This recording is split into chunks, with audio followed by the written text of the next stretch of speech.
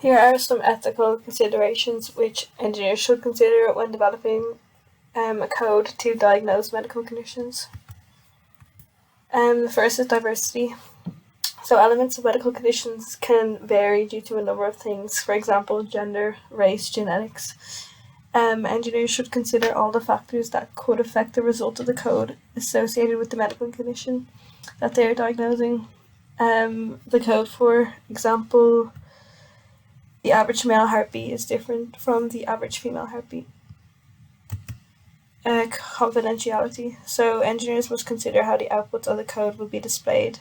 The information that is being received and retrieved from the code should not be shared with anyone else other than the patient and the specialists, like the people working with the patient and given the information.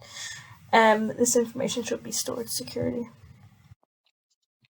Errors in the code should be avoided where at all possible, and error margins should be kept as small as possible, as mistakes in code or large errors can lead to results being perceived as false positives or false negatives. Such outcomes can have serious changes and consequences on a person's life, and should be avoided at all costs.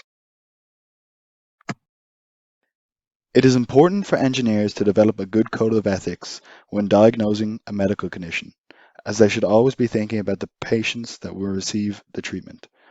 The quality of life of the patient should always be put first and never the monetary gain of the employer or the engineer themselves.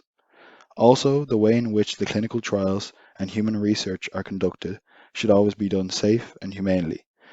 An engineer should always be thinking if their invention will help save lives or improve the value of life, in order to keep track of what is right and wrong.